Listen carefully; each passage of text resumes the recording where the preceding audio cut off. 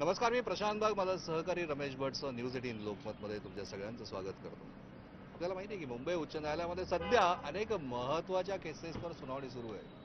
High profile केस, अत्यंत ज्वलंत विषय, अनेक वेगळ्या विषयांवर या हेरिटेज बिल्डिंगमध्ये अक्षरशः खल सुरू आहे. पण आज याच हेरिटेज बिल्डिंगमध्ये सुनावणी नसताना सुद्धा एका विषयावर तातडीची सुनावणी न्यायमूर्ती रेवती मोहिते डेरे यांनी घेतली आणि या सुनावणी दरम्यान नॉट बिफोर मीचा शेरा त्यांनी मारला. आता ही अशी कोणती केस आहे की जिची सुनावणी उद्या होती पण आजच कोर्टानं या विषयामध्ये लक्ष दिलं? तर ही केस आहे डॉक्टर गुणरत्न सदावर्ते, ज्यांना आपण ॲडव्होकेट गुणरत्न सदावर्ते म्हणून ओळखतो, त्यांनी दाखल केलेली मनोज जरांगे पाटील यांच्या विरुद्ध दाखल केलेली याचिका. वेगळ्या 3 मागण्यांसाठी त्यांनी ही याचिका दाखल केली आहे. एक म्हणजे की पंढरपूर म्हणजे सोलापूरच्या पंढरपूरमध्ये ज्या एका युवकाचा मृत्यू झाला त्या प्रकरणी हत्या झाल्याचा आरोप त्यांनी केलाय आणि मनोज जरांगे पाटील यांच्यावर गुन्हा दाखल करावा ही सुद्धा मागणी केली आहे. मुंबईत येत आहे मनोज जरांगे पाटील. आपल्याला माहिती आहे मराठा आरक्षण आंदोलन या मागणीवर अत्यंत आक्रमक हालचाली त्यांच्या सुरू आहे. प्रचंड मोठा जनाधार घेऊन त्यांनी मुंबईकडे कूच केलंय. जागोजागी त्यांचं स्वागत केलं जात आहे. आता पुणे सुद्धा त्यांनी ओलांडलंय आणि येत्या 26 तारखेला 26 जानेवारीला आपल्या देशाच्या प्रजासत्ताक दिनी मनोज जरांगे पाटील हे मुंबईत दाखल होत आहेत.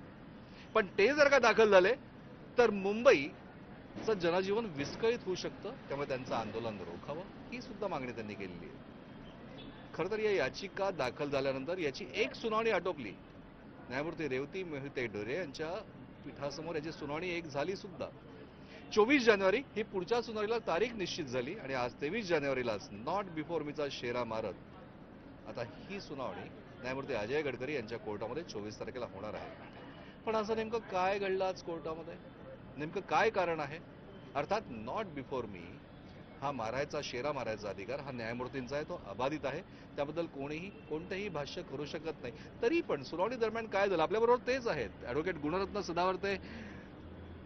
2 वर्ष सनद निलंबित असली तरी ॲडव्होकेट ते आहे अजून. 2 वर्षांतर पुन्हा तारखेला येईल. डॉक्टर गुणरत्न सदावर्ते म्हणून आपण त्यांना ओळखतोय, पण यांनीच ही याचिका दाखल केली आहे आणि या याचिकेमध्ये सनद निलंबित असली तरी याचिकाकर्ते म्हणून ते आपली बाजू सुद्धा मांडताय. काय झालं हो नेमकं आज कोर्टामध्ये? म्हणजे की तुमची सुनावणी खरं तर 24 तारखेला आहे पण आजच नॉट बिफोर मीचा शेरा का लागला?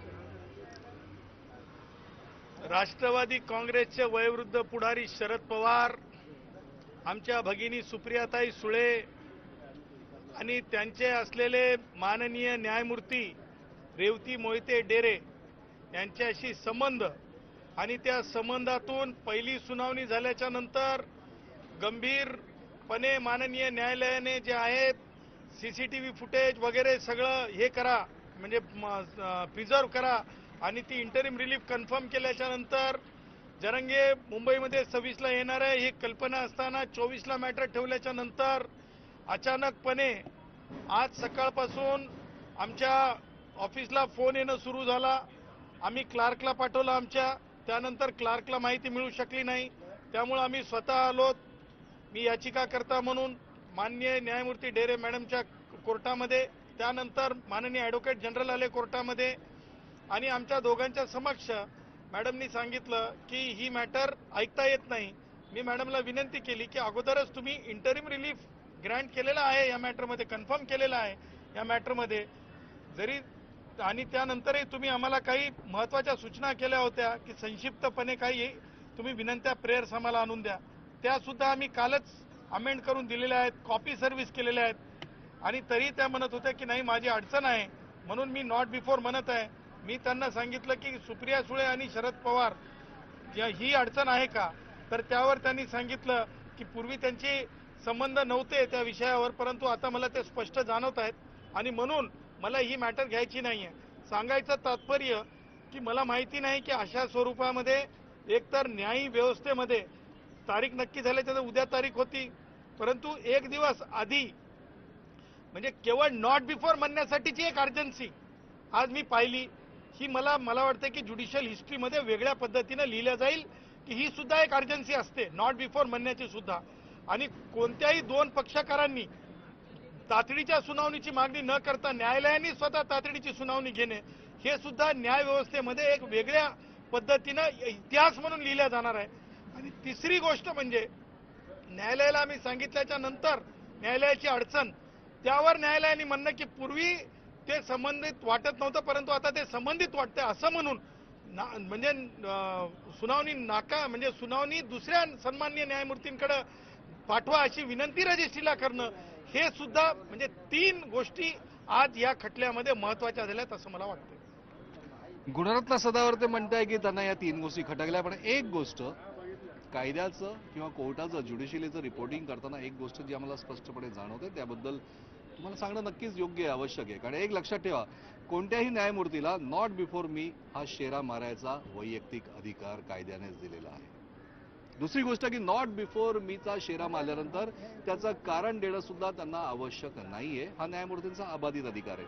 ठीक आहे, आता याचिकाकर्ते म्हणून गुणरत्न सदावर्ते यांनी ज्यावर आक्षेप केला आहे किंवा त्यांनी भाष्यही केलेलं आहे, या सगळ्या गोष्टींचं जरी आपण म्हटलं तरी त्यांचा एक मुद्दा जो महत्वाचा वाटतोय की एक सुनावणी झाली, डायरेक्शन्स दिले आणि त्यानंतर नॉट बिफोर मी का म्हटलं. अर्थात या सगळ्याच सुनावणी आणखी या सगळ्याच विषयामध्ये वेगळ्या प्रकारचे वादप्रवाद चालले. शरद पवार, सुप्रिया सुळे यांच्यावर गुणरत्न सदावर्ते आरोप करताय. अर्थात माहिती आहे आपल्याला, शरद पवार आणि तुमचं सख्य तर फार जुनं आहे हो. म्हणजे तुम्ही तुमचं अत्यंत प्रेमळ नातं आहे.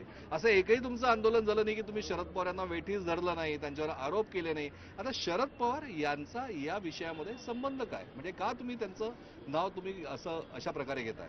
मी कोण घेणारा सख्य आणि संबंध आणि नातं तर माननीय न्यायमूर्ती डेरे मॅडम सांगू शकतील. मी तर त्यांना सांगितलं की ही अडचण आहे का शरद पवार आणि सुप्रिया सुळेताई आमच्या, त्यावर त्यांनी सांगितलं की पूर्वी तो संबंधित नव्हतं पण आता ते संबंधित आहे.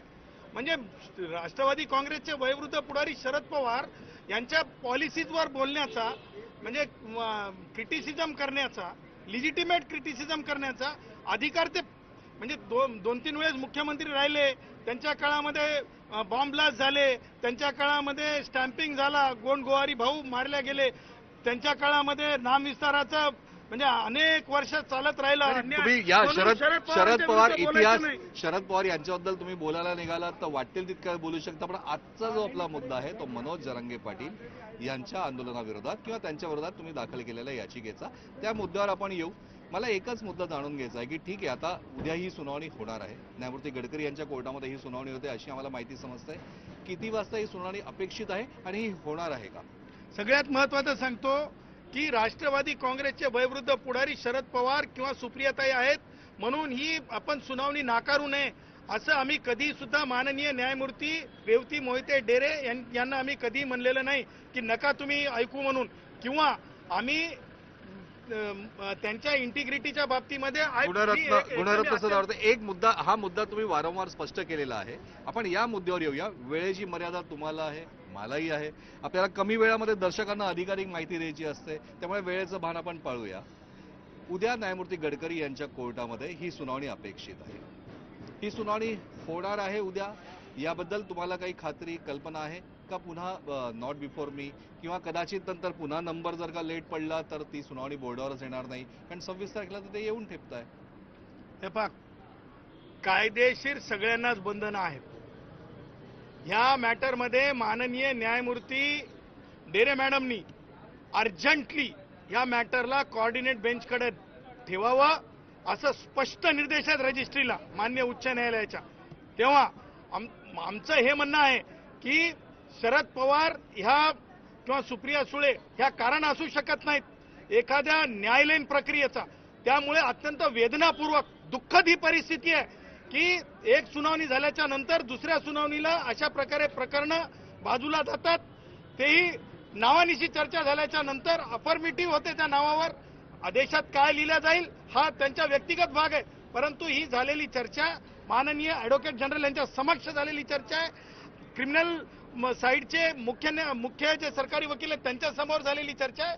सांगायचं तात्पर्य हेच आहे की मला असं वाटतंय की न्यायालयांकडून जे आहे जिथे मूलभूत अधिकारांवर गदा येते, मग ते जरंगेच्या संबंधानं असो की कोणत्याही संबंधानं असो, तातडीने निकाल होणे अपेक्षित हे मान्य सर्वोच्च न्यायालयाचे निर्देश आहेत. मान्य आहे, पण आता मला एक गोष्ट आहे की हेमंत पाटील यांनी सुद्धा एक याचिका दाखल केली होती. हेमंत पाटील यांची याचिका हायकोर्टामध्ये दाखल केली होती. हायकोर्टानं ती काही सुनावणीला तिला गांभीर्याने घेतलंच नाही, तातडीच्या सुनावणीची गरज नाही.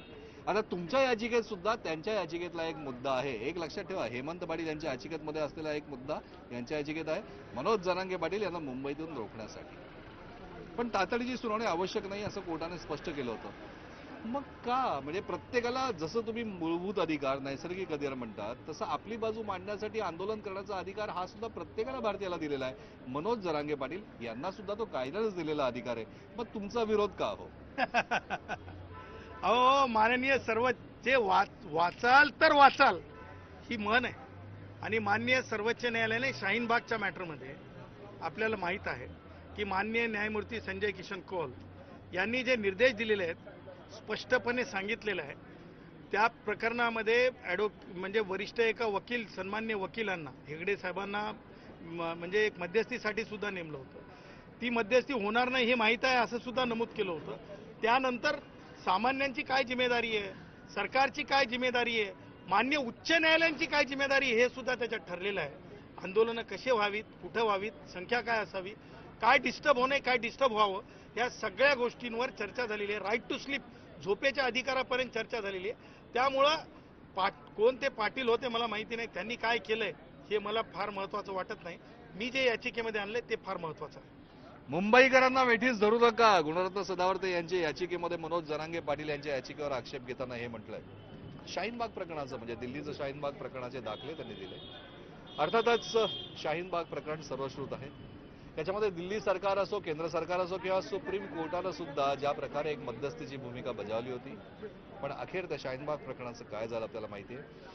तोच दाखला सुप्रीम कोर्टाने घेतलेल्या प्रयत्नांचा हायकोर्टामध्ये दाखल या याचिकेमध्ये मनोज जरांगे पाटील यांच्या आंदोलनाबाबत घेतला जाणार का? खरोखर ही उद्या सुनावणी होणार का? खरोखर मनोज जरांगे पाटील यांच्यावर गुणरत्न सदावर्ते यांनी जे आक्षेप घेतलेले आहे, जे आरोप केलेले आहेत, त्याला सपोर्टेड पुरावे देणार का? या पूर्ण म्हणजे सोलापूरच्या पंढरपूर मधल्या युवकाच्या जो मृत्यू प्रकरण झालंय या प्रकरणाची चौकशी केंद्रीय तपास यंत्रणा करणार का? अनेक प्रश्नांची उत्तर अनुत्तरित आहे. पण 24 जानेवारीला होणारी सुनावणी महत्वाची. मनोज जरांगे पाटील 26 तारखेला मुंबईत येत आहे. प्रजासत्ताक दिन सुद्धा त्याच दिवशी आहे आणि त्याचमुळे 24 जानेवारीची सुनावणी महत्वाची, कारण 25 जानेवारीला नवी मुंबईमध्ये सुद्धा ते दाखल होत आहे. खरोखर हायकोर्ट त्यांना रोखणार का? त्यांचा नैसर्गिक हक्क अबाधित ठेवणार का? खरोखर जे दाखले गुणरत्न सदावर्ते यांनी या सगळ्या विषयात दिलेले आहेत, लोकसंख्या, आणखीन आंदोलनाची संख्या, या सगळ्या बाबींचा परामर्श घेणार, उहापोह बराच होणार. ह्या सगळ्याच गोष्टींची अचूक माहिती, योग्य माहिती आपल्यापर्यंत आम्ही निश्चित पोहोचणार आहोत. मी माझा